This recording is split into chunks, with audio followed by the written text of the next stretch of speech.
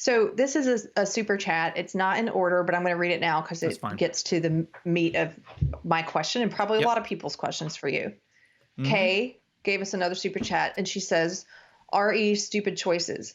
If they choose to live on cake and cigarettes and we, the taxpayers, end up paying their $200,000 medical bills, is this okay? So we tax soda, etc." So Okay. the question here, Yep. and I think a lot of people have this, is that they do believe that there are certain circumstances where we should infringe, and I'm using the word infringe to mean it can mean a tax as well, an additional tax on something that you're choosing to do. Yep. That the government should infringe for the interest of the public good. Well, if you And believe that, the problem, wait, sorry, go let me ahead. finish. The difference is, and I've found this when I talk to people who believe in that we should do the mask mandates, and I'll ask them, well, why? And they're, well, this particular virus, why this one? Well, they can never really explain why this one, but they're always like, but because it's much worse. We've all collectively apparently decided it's much worse. But I'm like, okay, so what, but how do you quantify that, where your line is? Where should the government be able to come in and restrict your rights as a citizen? Is it at this line or this line or this line? And how do you determine that in the future if it's bad enough, right? And a lot of people can't define that. Well, it's And I undefinable. can't. Right, it's undefinable. I had trouble because I'm one of those people who my opinions on this are changing. So I don't know exactly what I think anymore. But at the beginning of this whole thing, I was one of those people who you might even remember said, we talked about it and I disagreed with you. And I said, no, I do believe the government should be able to do this, just not for this. I don't think this is bad enough. Right. And I think you asked me to define what is bad enough, and I really couldn't. People can't, like. Right. Well, that's so intentional. so Right. Yeah. so how do you answer that question about Well, for the public good? Like, right. So, I mean, there's a whole bunch of stuff packed in there. Let's put the public good stuff aside for a moment because it's a loaded term, which we can talk about. But what you're doing is you're saying, well, I have to infringe these rights because other rights have been infringed, right? So you've created a system. Like, why are you paying for someone else's healthcare involuntarily? Why the hell are you paying for their healthcare? Like, if you're voluntarily paying for their healthcare, then by all means, voluntarily don't buy their soda.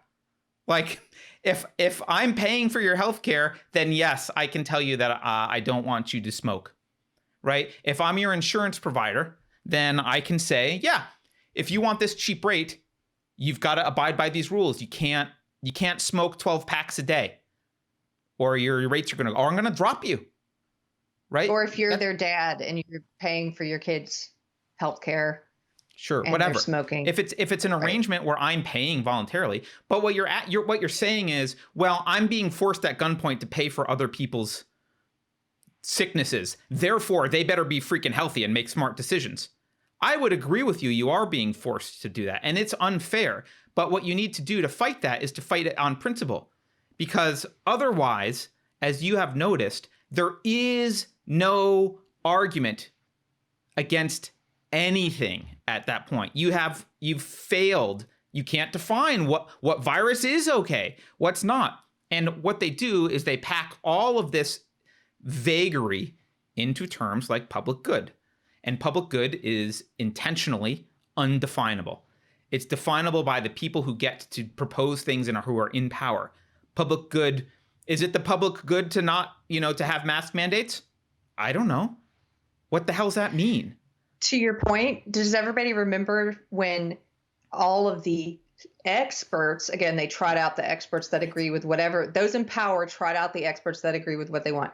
All the experts said, excuse me, that the protests against the lockdown were not in the interest of the public good and that they were spreading COVID and they should be shut down and nobody should be out protesting lockdowns. Right. And then as soon as the BLM protests started in the summer in June, July, they trotted out, I crap you not, if you haven't seen this. This is the best part. This is so funny. Go look it up. They trotted out this whole list of experts, medical experts say that it's in the interest of the public good to be protesting on behalf of against racial injustice. And therefore, people should be out in the streets protesting, and don't worry about COVID, because the trade-off here is greater. It's more in the public good's interest to be in the streets protesting for this cause. I couldn't believe they gaslit us that way and people just swallowed it. They said this. It was on the news. Yeah, I mean, I would recommend, if you haven't seen the video that I did on public good, go watch it if you're confused about public good. But the public good is intentionally undefinable. And it's been used to perpetrate some of the worst horrors on humanity in history. In fact, there's a website you can go to. What is it? 20th Century Democide. Just so you know, last century, governments killed 262 million people. So, you know, not a big deal, I guess. Look, and I don't know the percentage of those that were in the name of public good, but I would guess 100% were in the name of public good. So look, the people will say, well, it's the greatest number of good for the greatest number of people. Okay, so your morality is math. Who gets to decide what's good for someone? You? Dr. Fauci? Trump? CNN? Right? If self-ownership, if people own themselves, they decide what's good for them, which means that the concept of public good it's a corrupt concept. It's not even a valid philosophical concept because it can't be defined. It's an invalid concept.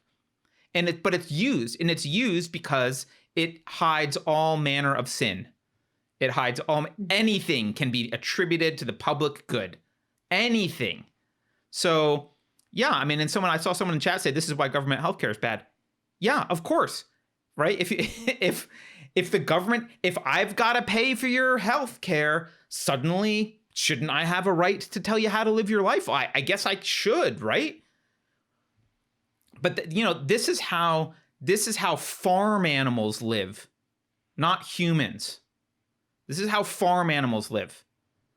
If you want to live like a human, you have to accept personal responsibility, accept self-ownership, and demand that other people accept self-ownership. And that means they can do dumb things. And you shouldn't have to they should pay for the consequences of those dumb things. Absolutely. And sometimes those consequences will be severe. They might even be death, right? If someone's like, well, I believe I can jump out of an airplane without a parachute, and like, oh, okay. Like, they can make that decision, but it will result in death. Or, I can eat Tide Pods all day long. Like, sure, people will make dumb decisions, but it's amazing to me how many people will quote I don't know if it's even properly attributed to Benjamin Franklin, but when you exchange a little bit of safety for a little bit of liberty, you end up with neither. Neither. Yeah. You deserve and end up with neither, whatever it is, something like that. I'm paraphrasing. They'll quote that out of one side of their mouth. But then the very next thing will be, well, how do we stop people from doing blah, blah, blah? How do we keep them safe from blah, blah, blah, blah? It's like, okay, well, shut up. You can't have it both ways. You either want to, quote, keep people safe from everything, or you want liberty. Those are your choices. Do I want to keep people safe in the sense that I want to recommend things? Yeah. Like, if Cuomo was out saying you should do these things and this is why, and I'm going to just make a vehement argument, okay. If Cuomo were a charity saying I'm only going to support people with money that I'm donating via, from the charity to people if they follow these rules, okay. If he were a business saying I've chosen to only let people with masks into my store, okay. But he's not. The thing that makes Andrew Cuomo different from all of those other people is he wields the power of a gun. He wields the power of the state. And so that's not what he's doing.